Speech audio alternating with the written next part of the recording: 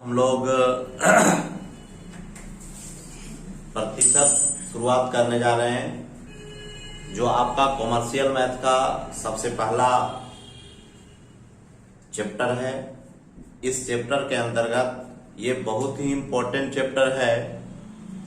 अभी जो परीक्षा होने वाली है दरोगा का, उसमें भी एक क्वेश्चन रहेगा ही, और करीब करीब रेलवे, बीएसएससी, एसएससी सभी एग्जाम में इससे क्वेश्चन पूछे जाते हैं। इसलिए यह चैप्टर बहुत ही इम्पोर्टेंट है। और इस चैप्टर को बताने से पहले आपको सबसे पहले प्रतिशत की चर्चा करनी होगी। प्रतिशत का मतलब क्या होता है? प्रतिशत, शत का मतलब 100 होता है, प्रति का मतलब बटा होता है। यदि हम प्रतिशत को लिखते हैं, इसका मतलब बटा में 100 लिख देते हैं। 100 लिखने का मतलब है कि हम लोग अगर किसी को हम लोग कहते हैं कि प्रतिशत, प्रतिशत का मतलब हो गया, यदि हम प्रतिशत लिख दिए, इसका मतलब बटा में 100 हो गया। तो हमारा इम्पोर्टेंट क्या है? हम लोग सबसे पहले हम लोग चलेंगे, एकदम शुरू से चलेंगे, जिसमें हम लोग सबसे पहले 100% की बात करेंगे। तो 100% का मतलब होता है एक। अब एक कैसे होता है? कोई भी चीज अगर 100% होती है, इसका मतलब वह 100% कहने का मतलब एक, वह काम पूरा हो गया। अर्थात 100% को लिखेंगे तो 100/100 अर्थात एक, काट देंगे, इसका मतलब एक हो। अगर इसको आधा करेंगे, 50% करेंगे, मतलब 2 से भाग दे दिए, तो इधर भी हम लोग 2 से भाग दे देंगे। मतलब जितना इधर भागा देंगे उतना ही इधर भाग। 100 में कितना से भागा दिए तो 50 आया? 2 से। इसलिए एक में कितना से भागा देंगे? 2 से। उसके बाद हम लोग 25% करते हैं। अब किसका आधा किया हमने? 50 का आधा किया। 100 का क्या किया? 1/4 कर दिया। मतलब 100 में अगर 4 से भागा देते हैं तो 25 हो जाता है। उसी प्रकार से एक में भी आपको 4 से भागा देना होगा, मतलब 1/4 हो जाएगा। जैसे अभी हमने कहा 25%, तो 50% लिखे तो यहाँ 1/2, इसका आधा किए, इसका मतलब इसका भी अगर आधा किया जाए तो 1/2 गुना 2 बराबर कितना हो जाएगा? 1/4। इसके बाद आपका 12.5% हमको करना है। इसका भी आधा कर दिए। इसका मतलब क्या हो गया? 1/4 में भी हम लोग 2 से गुना करना होगा, अर्थात 1/8 हो जाएगा। फिर इसका भी अगर आधा कर दिया, 12.5 का भी आधा किया जाए तो 12.5 का आधा होता है 6.1/4%, बराबर क्या हो जाएगा सर? इसका भी आधा करना होगा, 1/8 गुना 2 कर देंगे तो 1/16 हो जाएगा। इसी तरह से फिर इसका आधा करेंगे तो 3.1/8%, अर्थात कितना हो जाएगा?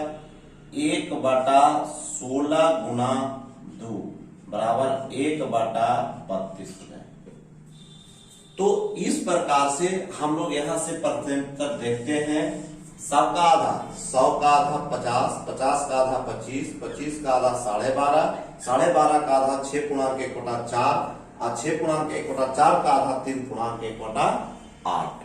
ये बहुत ही आपके लिए इंपॉर्टेंट है। अगर ये प्रतिशत याद है तो हम लोग आगे जाने की बहुत ज्यादा जरूरत नहीं पड़ेगी। अब हम लोग जैसे कहते हैं, कोई हमसे कहता है कि आप 75% निकालिए। 75% कहने का मतलब क्या हुआ? ये देखिए 25 में कितना से गुना किया हमने? तो 25 में हमने 3 से गुना किया। 25 में हमने 3 से गुना किया। 3 से गुना करते हैं तो अगर हमारा यहाँ 25 का लिखा हुआ 1/4, तो 1/4 में 3 से गुना करेंगे तो ये आपका हो जाएगा 3/4। अब अगर हम लोग कोई कहे कि आप 125% निकालिए, तो क्या हुआ भाई? 25 में कितना से गुना कर दिए? 25 में हम लोग 5 से गुना किए तो 1/4 में कितना से गुना करना होगा? 5 से। तो ये आपका 5/4 हो जाएगा। इसी प्रकार से हम लोग आगे भी देखेंगे। जैसे हमारा कोई कह दे कि 250% क्या होगा, तो 250% निकालने के लिए क्या करेंगे? हम लोग दो काम कर सकते हैं। 50 में 5 से गुना भी कर सकते हैं, वो भी कर जाएगा। तो 50 में 5 से गुना करेंगे तो यहाँ 1/2 में भी 5 से गुना करना होगा, ये आपका 5/2 हो जाएगा सर। उसी प्रकार से हम लोग यहां से इससे रिलेटेड बहुत सारे सवाल आपका रहता है। जैसे 12.5% है, 12.5% में अगर 3 से गुना करते हैं तो आपका 37.5% होता है। 37.5% का मतलब अगर 37.5% को हम लोग कहते हैं तो 12.5 में अगर 3 गुना करते हैं तो 37.5 होता है। अर्थात हम लोग अगर 37.5% को तोड़ना होगा तो हम लोग अभी बताए कि 12 में 12.5 में 3 से गुना कर, मतलब 12 3 36 और 3 के आधा 1.5, ये आपका 37.5 हो गया। इसका मतलब 3 क्या हो जाएगा? 8 हो जाएगा। उसी प्रकार से 62.5% को हम लोग करते हैं। 62.5% का क्या होगा भाई? तो 12.5 में 5 से गुना करना होगा। कैसे? 12 25 60 होता है, और 5 के आधा आपका क्या होता है? 2.5। तो इसका मतलब हो गया कि हम लोग 12.5 में अगर 8 से गुना कर देंगे तो आप 12.5 में आपको 5 से गुना कर देंगे तो 62.5 होता है। इसलिए 1/8 में अगर 5 से गुना कर देंगे तो 62.5% टूट जाएगा। अर्थात इसको हम लोग लिख देंगे 5/8। उसी प्रकार से हमारा है सर 87.5%। ये भी बहुत इंपॉर्टेंट है। तो 87.5% क्या लिखेंगे? अब देखिए 12.5 में 7 से गुणा कीजिए, तो 12.5 में 7 से गुणा करेंगे तो 12 84, और 7 के आधा 3.5, तो 84 और 3.5 87.5 हुआ। मतलब कि अगर 12.5 में 7 से गुना कर देंगे तो 87.5 हो जाता है। इसलिए 1/8 में हम लोग कितना से गुना करना होगा? तो 7 से गुना करना होगा। इसलिए इसका आपका आंसर हो जाएगा 7/8। डायरेक्ट हम लोग लिख सकते हैं। उसी प्रकार से हमारा 20% आता है सर। 20% का मतलब क्या हुआ? 20% का मतलब 100 में कितना से भागा देना होगा? 5 से। इसलिए हम लोग 1 में कितना से भागा देंगे? 5 से, तो 1/5। अगर इसको हम लोग को 60% निकालना होगा तब कितना से गुना करना पड़ा? इसमें 3 से, तो इसमें भी 3 से गुना कर देंगे, 3/5। देखिएगा कुछ कुछ इंपॉर्टेंट चीज हम इसमें बात करेंगे, वो दोनों प्रोडक्ट होता है। जैसे अभी देख लीजिए, इस दोनों को अगर हम लोग जोड़ दें, 12.5 और 87.5 को जोड़ दें तो 100 हो जाएगा, और 1/8 को 7/8 से जोड़ दिया जाए तो हमारा वैल्यू 1 हो जाएगा। उसी प्रकार से यहां देखिए आपका 37.5 को अगर 62.5 से जोड़ दिया जाए तो आपका 100% होगा, और इधर भी जोड़ दीजिएगा तो 1 हो जाएगा। ये दोनों प्रोडक्ट आपस में पूछता है सर, बहुत ही है। और इधर जो है इस दोनों की जोड़ी पूछता है सर। अब आइए इधर आपका एक और है 33.1/3%। कहने का मतलब क्या हुआ? जब हम लोग देखेंगे 33.1/3 को गुणा करेंगे तो 100/3 आएगा, 100 से भागा देंगे तो वैल्यू कितना हो जाएगा? 1/3। उसी तरह से आपका 66.2/3%। तो इसमें कितना से गुणा किए? 2 से। इसलिए हम लोग 1/3 में कितना से गुणा करना होगा? 2 से। तो ये आपका 2/3। ये भी दोनों आपस में जुड़ा होता है।